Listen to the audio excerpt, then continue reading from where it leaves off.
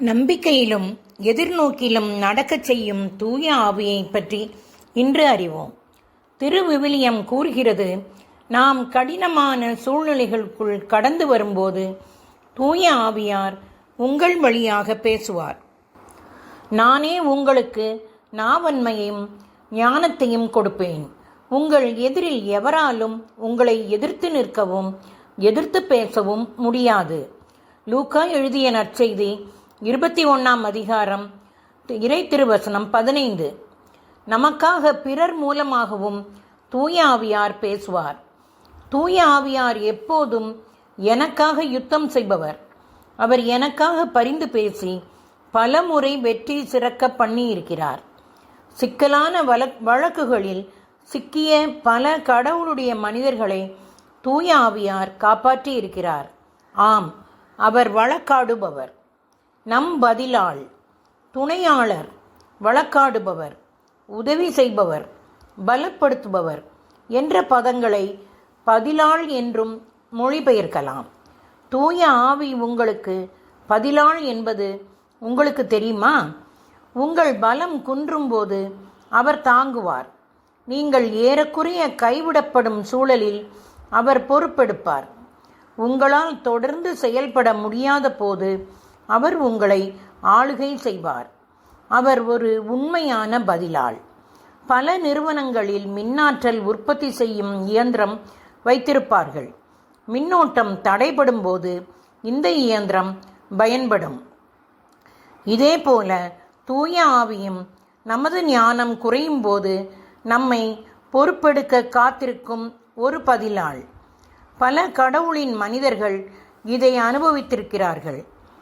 எல்லாம் முடிந்தது என்று அவர்கள் நினைக்கும் போது தூய ஆவி பொறுப்பெடுப்பார். அவர்கள் மனித ஞானம், ஈர்ப்பு, உத்திகளிலிருந்து தோல்வியுறும்போது தூய ஆவி பதிலாளியாக செயல்படுவார். நம்பிக்கையிலும் எதிர்நோக்கிலும் நடக்கச் செய்கிறார். எதிர்நோக்கை தரும் கடவுள் நம்பிக்கையில் உண்டாகும் பெருமகிழ்ச்சியாலும் அமைதியாலும் உங்களை நிரப்புவாராக.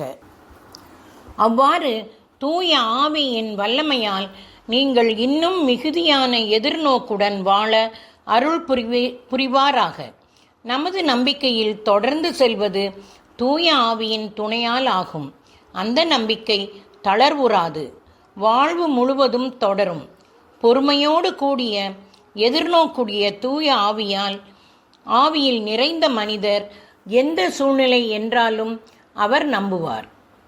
சூரியனோ நட்சத்திரமோ பல நாள் காணப்படாமல் புயல் தொடர்ந்து அடித்த போதிலும் இருப்போம் என்ற நம்பிக்கை எல்லோருக்கும் தொலைந்து போனாலும் திருத்தூதர் பவுல் மட்டும் நம்பிக்கையோடும் எதிர்நோக்கோடும் தைரியமாக இருந்தார். ஏனெனில் அவருக்குள் இருந்த தூய ஆவியானவர் அவரை திடப்படுத்தி இருந்தார். பவுல் அவர்களிடம் கூறினார், மன உறுதியுடன் இருங்கள். நான் கடவுளிடம் நம்பிக்கை கொண்டிருக்கிறேன். அவர் என்னிடம் சொன்னவாறே நடக்கும். திருத்தூதர் பணி 27ஆம் அதிகாரம் 13 44 வரை. பவுல் தூய ஆவியில் நிரம்பி இருந்ததால் அவர் தைரியமாக நின்றார். ஆபிரகாமை பாருங்கள். அவர் நம்பிக்கையில் உறுதி தளரவில்லை. தம் உடலும் சாராவின் உடலும் ஆற்றல் இல்லாமல் போய்விட்ட நிலையிலும் நம்பிக்கையில் அவர் மேலும் வலுப்பெற்றார். அது அவருக்குள் இருந்த தூய ஆவியின் செயல்பாடு ஆகும். நீங்கள் நம்பும்போது தூய ஆவி உங்கள் நம்பிக்கையை மேலும் அதிகமாக்குகிறார். நம்பிக்கை என்பது எதிர்நோக்கி இருப்பவை கிடைக்கும் என்னும் உறுதி. காண இயலாதவையை பற்றி ஐயமற்ற நிலை.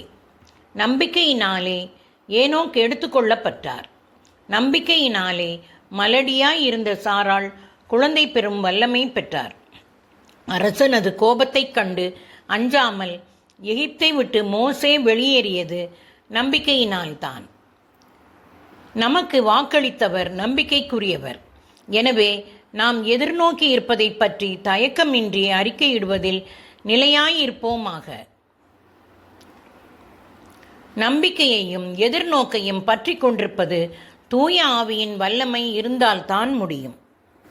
தொடர்வோமா நண்பர்களே?